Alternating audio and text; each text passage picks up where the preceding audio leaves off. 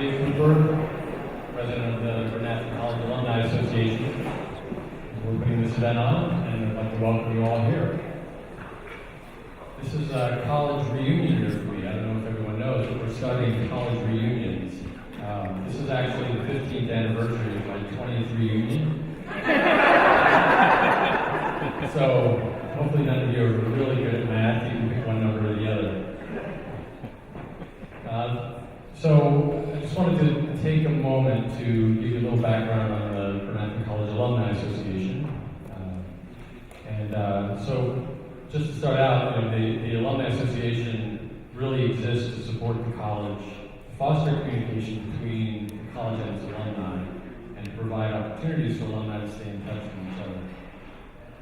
Revolving this open house used to be more about showcasing the college and connecting between alumni and the college. And we're trying something a little different this year, where we're making it as much about networking between alumni. So hopefully you're getting a sense of that, and we'd love to have your feedback on how it works for you. So this venue was also changed for our annual meeting. So surprise, this is actually our annual meeting for the Alumni Association. Thank you all for coming. I think we have a quorum for once. So let me start by just introducing our board of directors. Again, I'm David Cooper.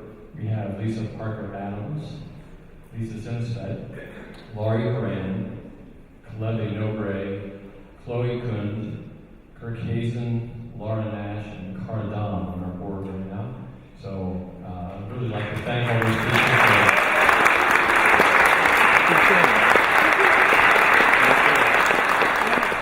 Thank you all for all the work you do to get this Alumni Association off the ground. And I think all the board members that are here have a name tag on, so please greet them as you see them. We're here to help make sure that you understand what's happening at the college, but also get your feedback on your perception of what's going on at the college. So it's a two-way conversation. So I'm going to give a short president's report, just a few things that are what's new at the Bernathen College Alumni Association. So one thing that's new that we just started is our student scholarship. We started an Innovation and Leadership Award, which is funded by member students. And our first scholarship was awarded this year to Michelle Bedford, who's doing 2 outreach presentations to the community, one on being a student athlete and one on studying abroad. So her first presentation is available online, so she's already given that. And the second one, you can look forward to this winter. So, as I mentioned, we're changing the nature of this open house. This is one of our primary events each year. We're trying to keep this slot on Friday because it's becoming known. We're starting to avoid conflicting with other events on Charter Day, so hopefully we can keep this slot and just change it up a little bit. So please, again, provide your feedback to board members if you have ideas of what we can be doing with this event.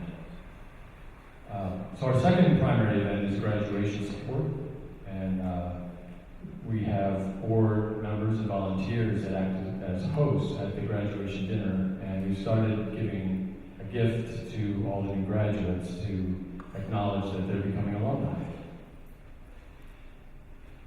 So we are also continuing our very important collaboration now with the Bernathen College Alumni Relations Office, which is a newly formed entity within the college over the last couple of years.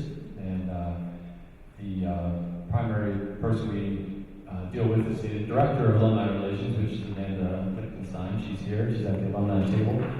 Everyone should get to know her. I'm sure if you get an email from the Alumni Association, you'll see her face and her name on it. And we're very appreciative of the energy that she brings in moving a lot of initiatives forward.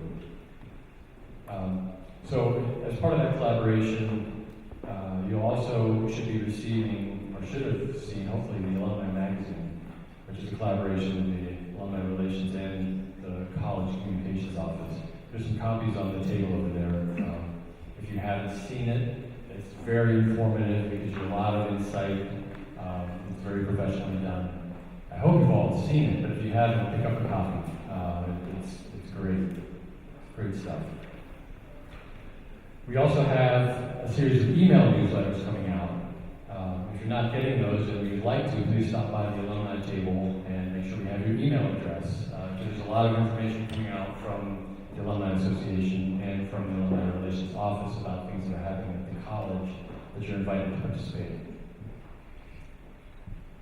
You'll be seeing more events from alumni and opportunities to interact with the college community coming up, but we've also had a few recently started that you may have hopefully been involved in or at least had the opportunity. One is the Chapel and Chat series, where you can come back to the college and attend chapel and then have a meet and greet afterwards. We had a Bernathen College at the ballpark, which is a nice event where a group went to the Phillies game. We've started a distinguished speaker series. The first speaker was Theo Pitcairn, and he gave a great presentation, which is available online. They're also being streamed live, so you can watch them if you can't make it to the venue. And we're planning a State of the College address in January that you'll be invited to. So those are some of the events that the Alumni Association has been focused on. I think we're really starting to rank things up.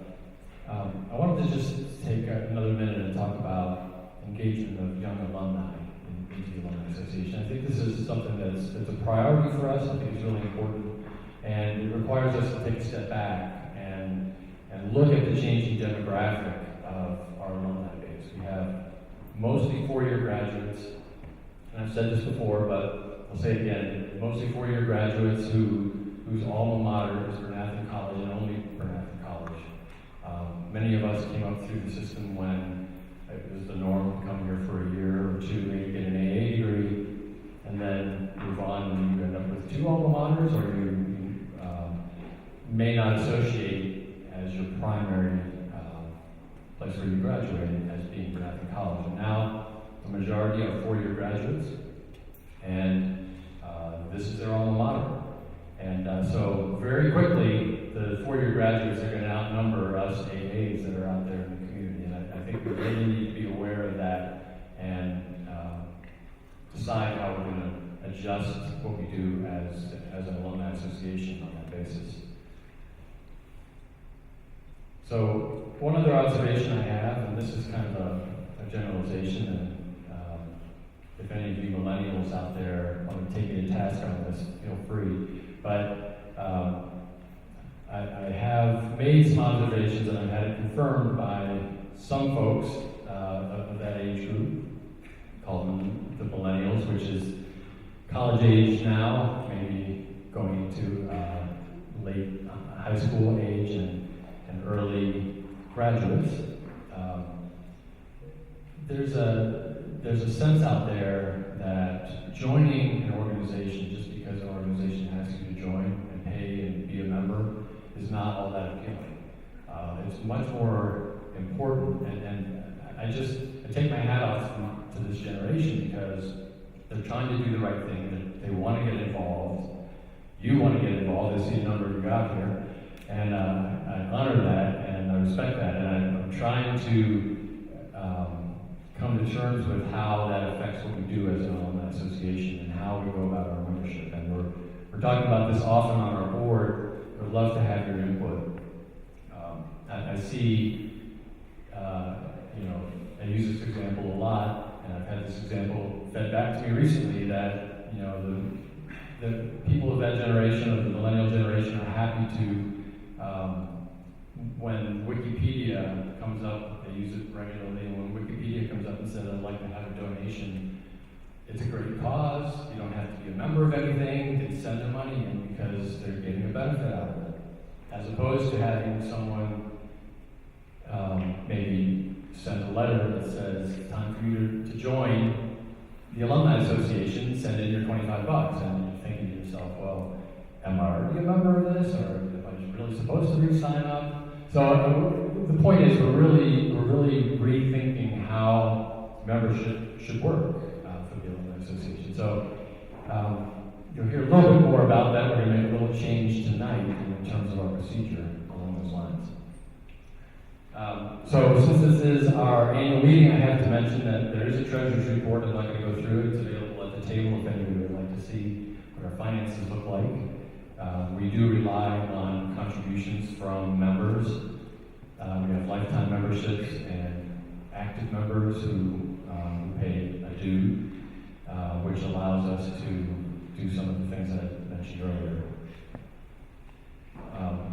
So we have one point of business that we have to take care of, and that is that there is a ballot. The ballot is over at the alumni table, and we have a one-time deal for anybody who's here who's an alumni of the college. We will make you an associate member at no cost if you go over there and vote. So we have two types of memberships. We have, well actually three. We have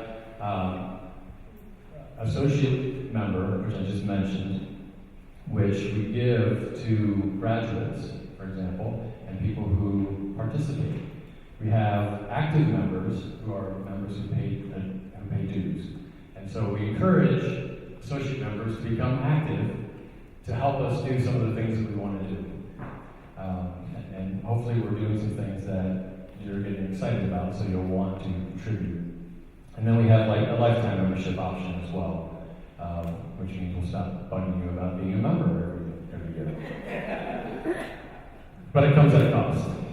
But we use those memberships, those dues actually, to fund some of these efforts that I've been talking about. So the point of business is that we have two board members who are up for re-election.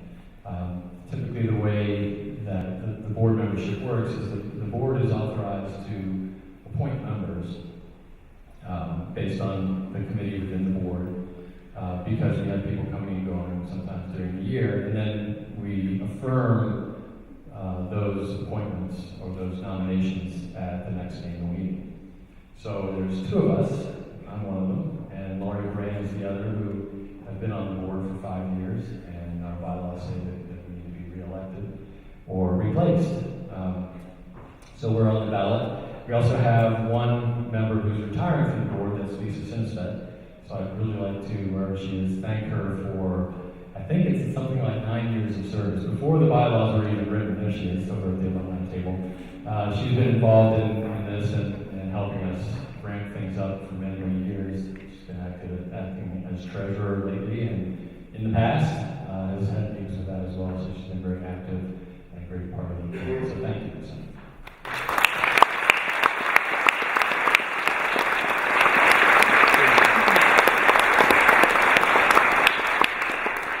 So I have one more incentive for you to go over there and not only vote, but become an active member. Anybody who signs up for an active membership, which is $25 dues tonight, will get a free raffle ticket to that beautiful basket over there. And the rest of the tickets that you can purchase over there are to benefit the Student Scholarship Fund. So please make your way over there at some point and contribute to that if you're so inclined. Also, one last plug, don't forget about the Bernathen College Rocks concert tonight. We have alumni, faculty, and students playing some great classic rock over there. And the proceeds benefit the Sherry Rumor Cooper Research Fund, which is obviously very close to my heart. So that is the end of my presentation. Meeting adjourned, but I would like to now pass along the microphone and the program to President Brian Blair, who will be providing some special alumni recognition from the college.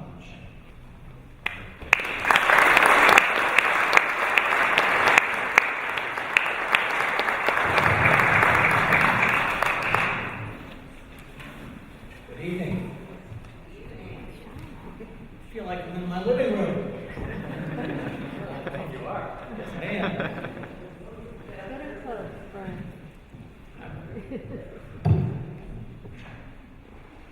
Thank you, Dave, for handing this over to me. It's a pleasure tonight to announce and present the college's 2016 Alumni Awards. I'd like to first announce, it was announced to our alumni, but to make everyone aware tonight that we have an outstanding volunteer award. And And I would like to maybe call this particular individual the Unsung Hero Award. The Outstanding Volunteer Award recognizes alumni of the college who have made a significant difference in our institution through their volunteerism. For more than a decade, the Reverend Eric Sandstrom provided invaluable service by working with the college library's Swedenborgiana collection, answering requests for reference, suggesting and purchasing rare books to add to the collection, and utilizing his knowledge of Swedish and German as a resource for librarians as they sought to catalog items. He also shared the collection with others, hosting tours for the college and theological students, as well as elementary school students. Eric earned his Bachelor of Science in 1964 from the college. After completing graduate work and serving in the Peace Corps, he married Lynn Del Walder in 1970 and studied at the Academy Theological School, becoming ordained in 1971. Eric has served as an assistant pastor, visiting pastor at various new church societies in North America, Europe, and Australia. In 1990, he became an assistant professor at Bernathen College, and in 1993, head of the religion division. He was a professor at the theological school from 1990 to 2011, and curator of Swedenborgiana from 1996 to 2002.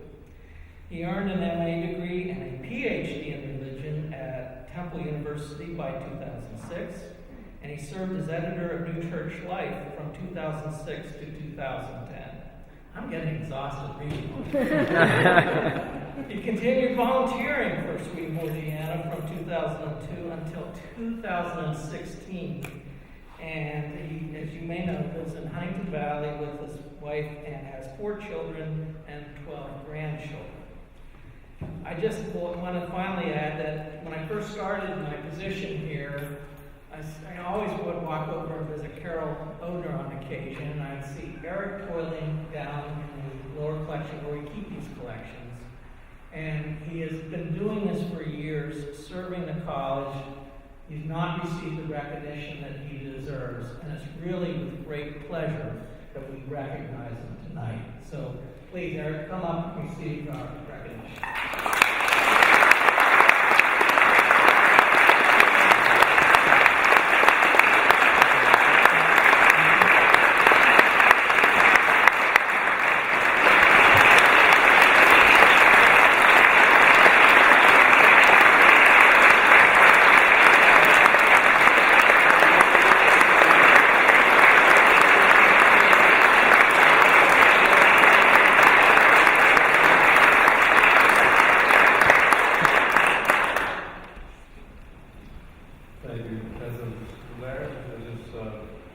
As of middle of May sometime, a great surprise to me. I had no idea I was volunteering.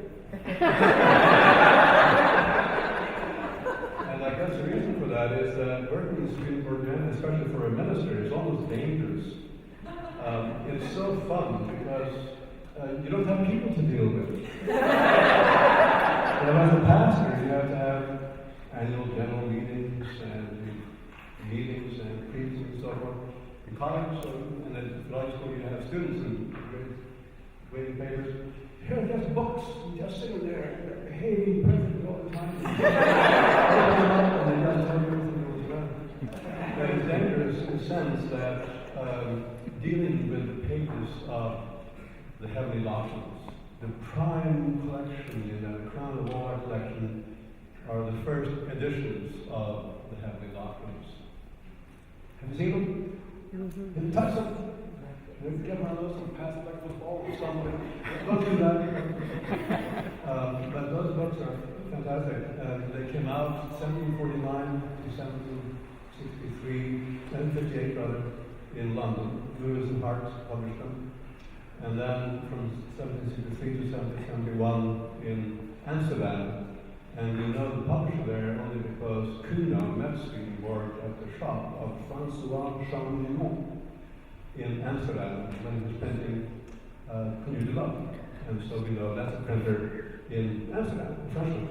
And I think he also had a shop in London because he published a very position there. In any case, there are the books, and you can look at the title pages, and there are 18 titles, and 40 of them came out anonymously, the last 4 came out with his name. You can track all that by looking at the title pages and seeing how gradually he developed his reputation. And these are the pages of revealed truth. They are the heavenly doctrine, the New Jerusalem, the Word of Lord as it is in heaven, coming on earth in this book. Why do I say that? Read it. It says so. And so those are the books themselves that have caused the widespread new church. The books themselves did it. People read them and then believed them. Just put up all these walls, all these buildings. So it's very dangerous to be a minister contacting these pages. It's so close to the actual arrival of the truth itself.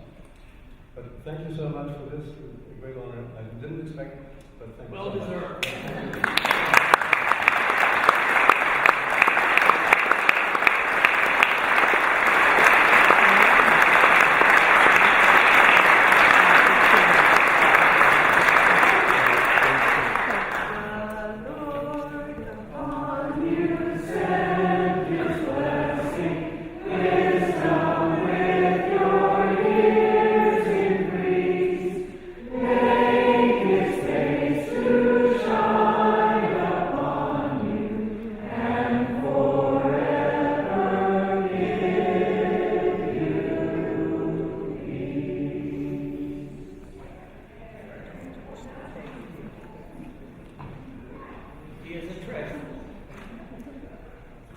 I'd now like to move on to recognizing our distinguished Alumni Awards.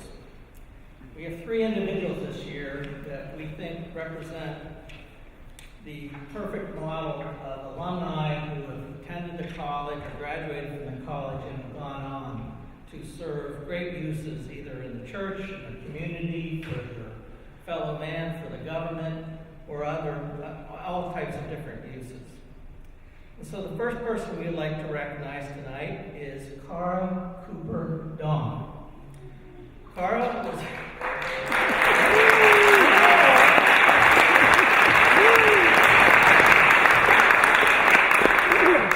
Cara was raised in Bernathen, in a big family, attending all of its schools.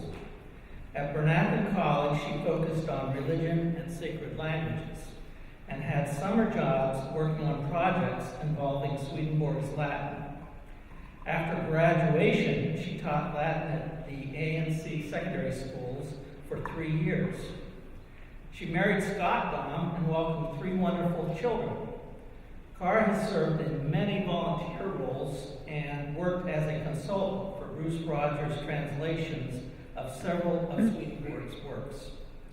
She has been a Latin consultant for various translators of the New Century edition of the theological works of Emanuel Swedenborg for the past 15 years under the guidance of the Swedenborg Foundation.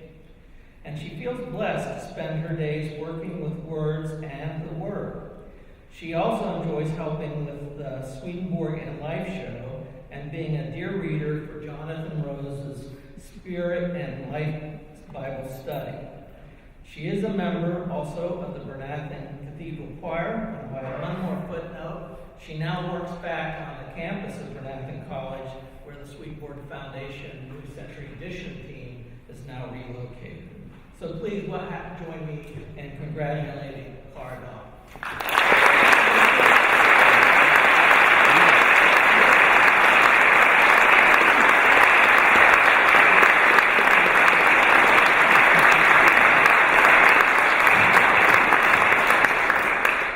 Thank you so much. I feel just totally lucky and blessed to have spent my life in the company of people of such high caliber as yourselves.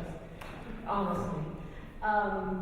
I realized this morning that I have an interesting spot because in my work, I'm playing with those first edition books that Eric was writing about, so I'm dealing with the Latin at the breaking edge of the new church revolution. And then, because of my work with the Swedenborg Life show that Curtis Childs puts on and with Jonathan's Bible study, I'm also on the cutting edge of welcoming newcomers to the church. And just this morning, I realized that I'm there at the beginning and I'm here at the current, at the now. And it's a very exciting place to be. I feel really privileged to have had the contact with newcomers that I've had. And I would just, my hat is off to Bernathen College for the way that they do that with the newcomers all day, every day. I don't know, it just feels like holy ground to me, and I'm really grateful for the work they do. So thank you very much.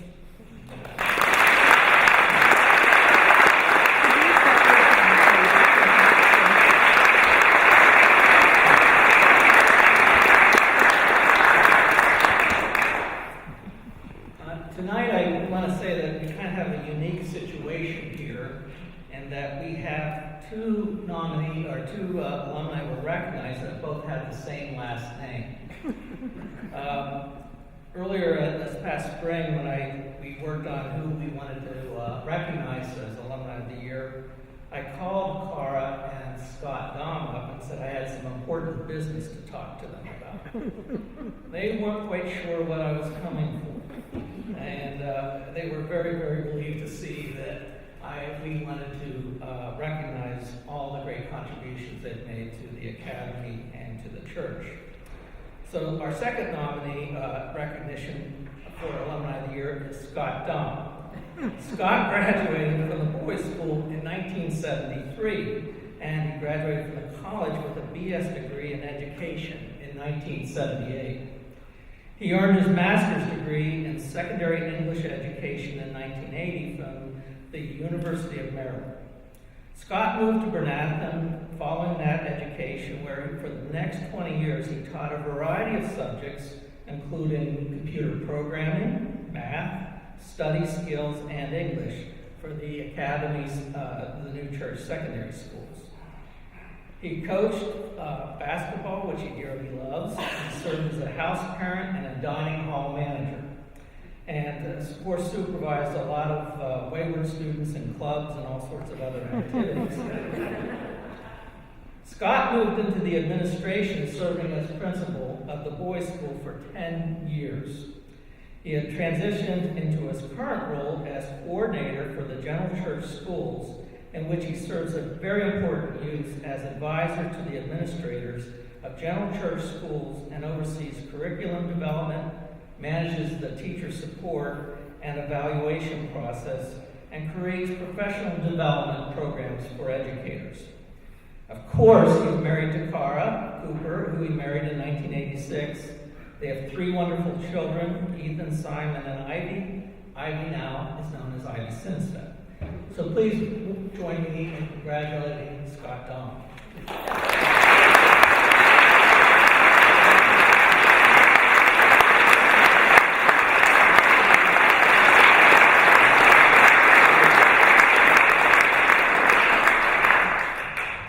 I really don't remember any of that. That's not true. I have to say, I'm really humbled, and I hate to bring up. Does anybody ever see the movie Saving Private Ryan? Yeah. Well, the most important thing in that movie to me is when Ryan asks his wife, "Did I live a worthy life?" And I'm sort of at the age where I'm really wondering, did I actually do anything that mattered? And so this recognition, I actually feel like crying, because it sort of seems like maybe I did do something that was worthwhile. So thank you. I really, really am honored and feel very humbled.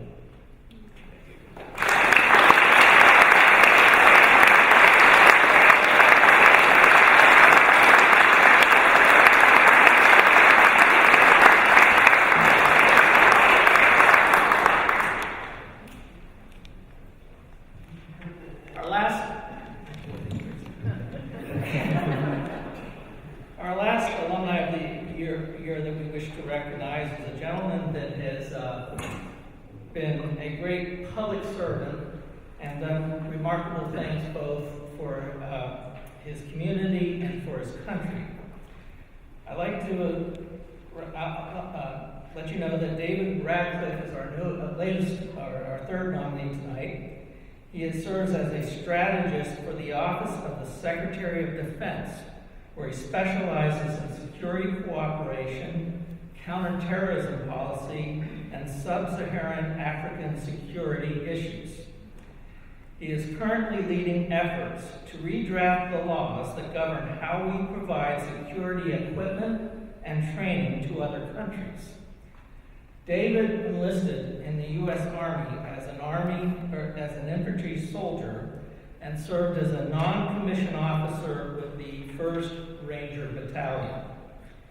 He has directed multi-million-dollar security cooperation programs and was a key architect in the establishment of the U.S. Africa Command. He grew up in Maryland and is with his wife Heather Newkirk Radcliffe, an active member of the Washington New Church Society. David graduated from the Academy Boys School and then went on to receive his AA degree from Bernathen College. He then graduated from American University with a Bachelor of Arts in International Studies and then went on to receive a Master's in Public Administration. David also earned a Master's in Science and National Security Strategy from the National War College. I'd like to add one more footnote that David has been a great supporter of Bernathen College, particularly with our students. You'll read later in the coming months about an incredible story he has done where he offered an internship to one of our bright young students, Luke David, who got an incredible experience working with defense and counterterrorism information, and he received the opportunity to present some of his work at one of the staff meetings with government groups that oversee this. So it was a tremendous internship that he offered for our student, and we're very, very proud to have him as one of our Alumni of the Year. David?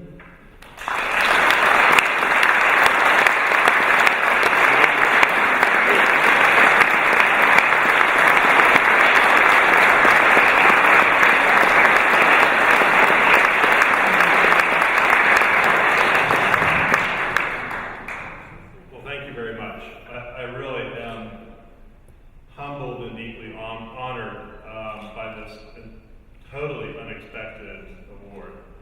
I'd like to talk about two things. The first is my experience here at the college, Bernathen College.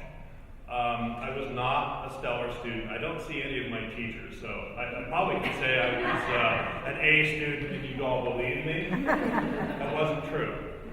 In fact, I recall one letter that I got from the dean of the college that said, you're on academic probation for failing calculus, you're on disciplinary probation for that incident where the child's hall almost burned down, one more slip up and you're out. And it was signed Uncle Bob. Robert Gladish, the dean of the college for many years. Despite that sort of rocky start, I managed to get my act together and did get my AA and got my grades up, so I had decent grades, even if my average wasn't stellar. But what I will say is that I got tremendous support from the college, and despite the fact that I wasn't the best student, I wasn't the best behaved person on campus, there were people who were willing to take a chance on me, invest in me, support me, and nurture me, and give me the tools to do the things that I've done throughout my career. The second thing I want to leave you with is how important public service is. And you probably have heard politicians talk about bloated bureaucracy, waste in government, those parasitic government employees and all those other things. And the reality is they say these things to get elected. Nobody gets elected on the basis of saying, yeah, our government's doing amazing things.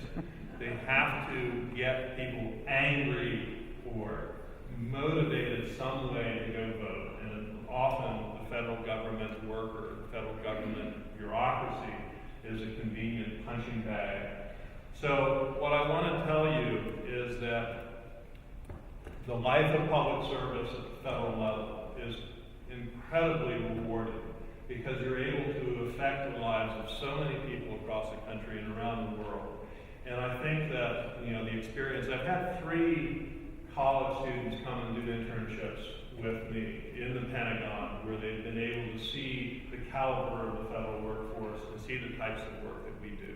And it is an incredibly honorable profession with very talented, dedicated people with incredible integrity.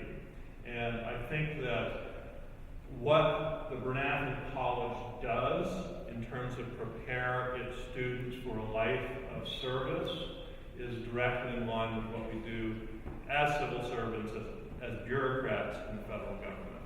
So I think it's a really something that is there for the potential future. The college does great work. It's changed dramatically since I was a student here many years ago, and I'm continually impressed by the people that I meet here at the college, both the faculty and the students. Keep doing the good work. I'd love to host additional interns down in Washington and give them an insight into what it is that our federal government does. But thank you very much for the honor. I'm humbled. Appreciate it.